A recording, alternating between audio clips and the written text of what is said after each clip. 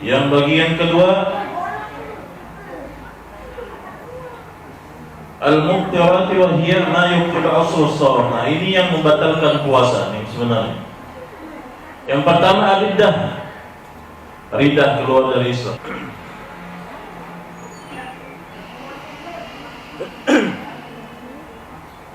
Riddah keluar daripada Islam.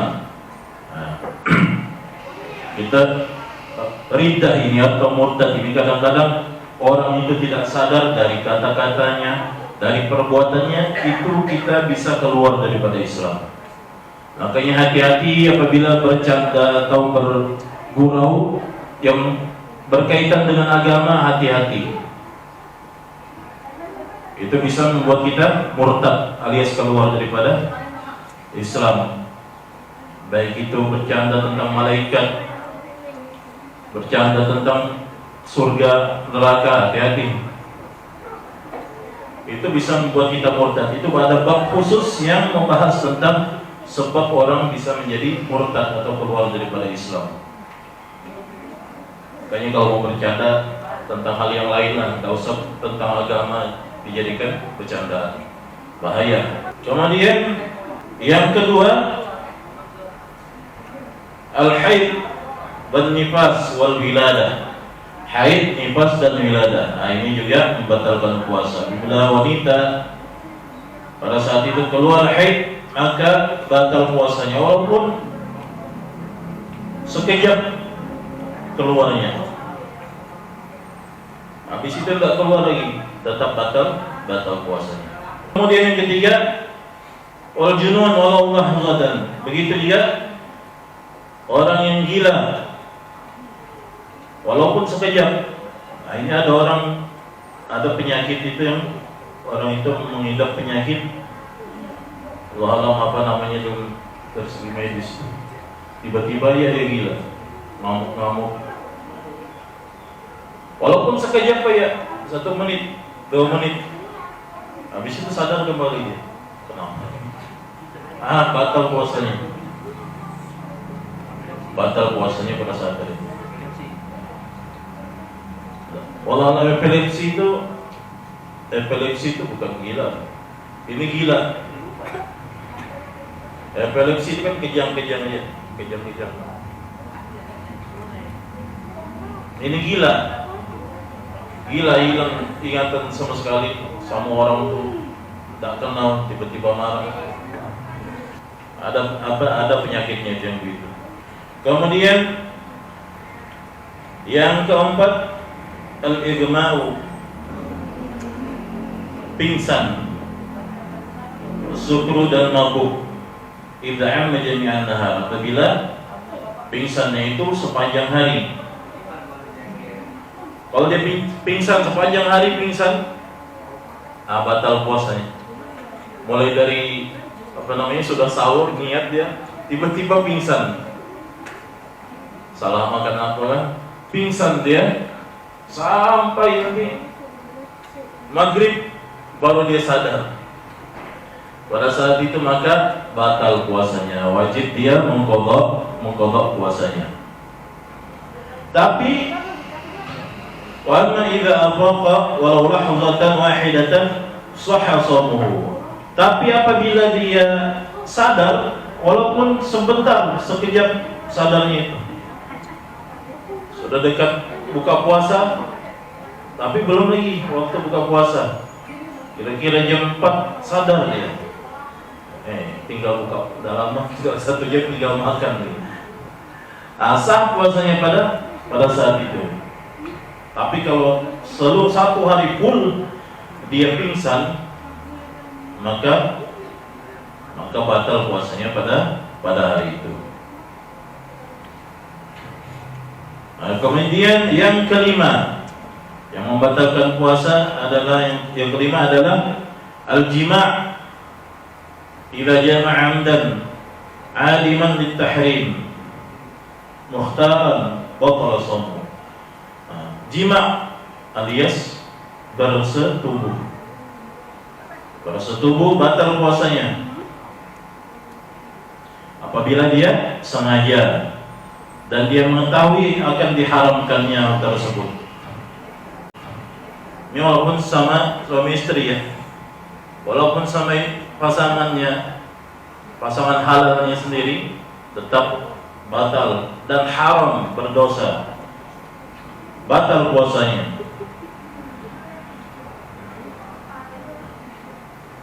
Dan orang yang membatalkan puasa dengan jima ini, dia nanti akan mendapat apa namanya, ta'dzir tersendiri. Pertama dia berdosa, kemudian setelah jima itu sudah batal puasanya, tapi dia wajib menahan, tetap tidak boleh makan, tetap tidak boleh minum, dan dia akan dikenakan sanksi. Kemudian dia juga wajib mengqadha puasanya nanti, dan dia wajib membayar kifaratul uzma. Bayar kifarah uzma. Kifarah uzma itu ada 3, dan dia harus melaksanakan salah satu yang pertama daripada yang 3 ini. Yang pertama, membebaskan budak. Sekarang tak ada sudah membebaskan budak. Kalau dulu ada perbudakan, salah satu cara Islam menghapuskan perbudakan, maka setiap ada pelanggaran syariat, orang melanggar syariat, salah satunya dia ta'zirnya atau sanksinya harus membebaskan budak. Karena tak ada budak sekarang, maka yang kedua, puasa 2 bulan secara berturut-turut. 2 bulan pun berturut-turut. Kalau batal di pertengahan, harus ulang lagi dari awal. Nah, itu ta'zirnya itu berat. Makanya hati-hati, jauh-jauh lah daripada bini kalau belum puasa, apalagi pengantin baru. Karena kalau pengantin baru tuh tersentuh sedikit aja, jadi sudah.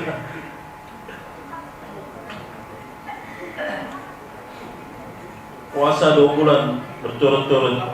Kalau tidak mampu juga, maka dia harus memberi makan yat'amu sittina miskinan, memberi makan 60 orang miskin. Likulli miskin muddun. Setiap satu orang miskin itu 1 mud. Nah, itu kifarahnya. Kemudian kita lanjut. Kemudian yang keenam, usul ainin min manfadil maftuh ila jauh. Masuknya sesuatu dari rongga terbuka kepada jauh, kepada rongga tubuh kita ini. Yang terutama ya tadi, makan, minum, nah itu jelas batalkan puasa. Tapi ada rongga-rongga yang dalam tubuh kita ini yang apabila kemasukan sesuatu, batal puasa kita. Seperti apa? Hidung, kalau kemasukan air, nah itu ada hukum-hukumnya tersendiri. Kalau dia melaksanakan mandi yang disyariatkan atau wudu, nah, maka kalau dia berwudu, kalau dia tidak berlebihan, tidak batal. Tapi kalau berlebihan, seperti masukkan ke air dam itu berlebihan, itu batal puasanya. Tapi kalau tiba-tiba dia baru begini, baru bagian rongga luar dia basuh, entah bagaimana, tersedapkah atau ada yang mengejutkan dia, terus masuk, tidak batal puasanya. Begitu juga berkumur-kumur ketika berwudu, kita puasa, itu tetap disunnahkan. Tapi makruhnya itu apabila berlebihan, mubalaghah sampai sini, sampai ke tenggorokan, itu mubalaghah namanya. Kalau berlebihan seperti itu, kemudian masuk air ke dalam rongga, masuk setelah, maka batal puasanya. Tapi kalau baru kumur-kumur kita, baru di mulut bagian sini, tiba-tiba seperti tadi dikejuti orang, atau ada tiba-tiba petir menyambar, kita telan airnya tadi. Nah, tidak batal. tidak batal. Makanya jangan takut berkumur-kumur ketika wudhu pas kita puasa. Sudah kita kumur-kumur, yang penting kita yakin sudah keluar air yang kita kumur-kumur tadi, sudah, tidak apa-apa, sudah aman, sudah. Kemudian bagaimana dengan lubang yang lain seperti telinga? Kalau telinga di sini, menurut mazhab Imam Syafi'i, telinga, rongga dalam telinga yang bagian dalam, kalau kita masukkan sesuatu, korek kuping, itu dapat membatalkan puasa. Ini mazhab Imam Syafi'i. Tapi kalau bagian luar, artinya bagian luar ini, kalau kita pakai kelingking kita menggaruknya, itu tidak batal. Tapi kalau sudah pakai alat batal. Tapi di sini juga disebutkan, adapun Imam Ghazali, beliau berpendapat bahwasanya telinga itu bukan rongga yang terbuka. Dalam artian terbuka tuh, rongga telinga ini tidak ada hubungannya dengan rongga yang ada di dalam sini. Maka beliau berpendapat tidak batal. Nah, jadi bagaimana batal kan? Tidak batal. Kalau mau aman, ya pakai yang pendapat pertama dulu tadi. Kecuali sudah parah, gatal telinganya, tidak bisa lagi digaruk. Pakailah pendapat Imam Ghazali tadi. Tidak apa-apa.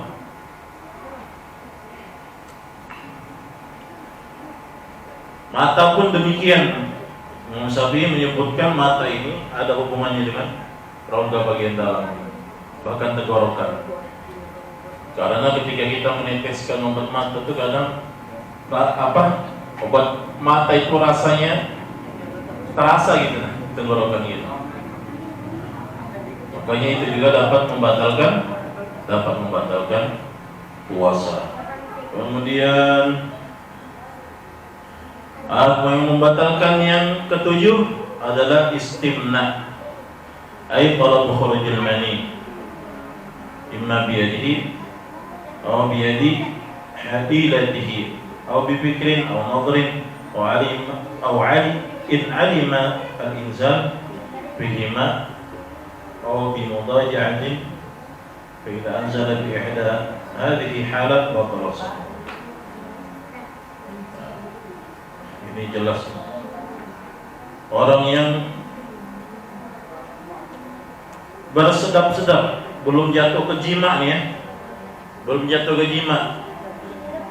baring dekat-dekat sama istri, tiba-tiba belum jima lagi, masih dalam bermesraan, tiba-tiba keluar mani tadi, agak vulgar sedikit, keluar mani, batal puasanya.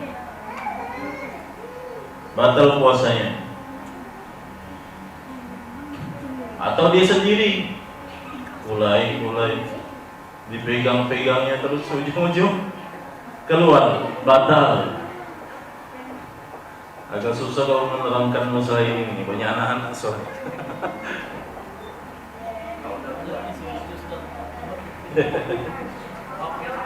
Atau menghayal keluar, batal juga puasanya. Jadi kalau puasa itu ya hindarilah hal seperti itu. Baca Al-Quran kah, apa tadi bikin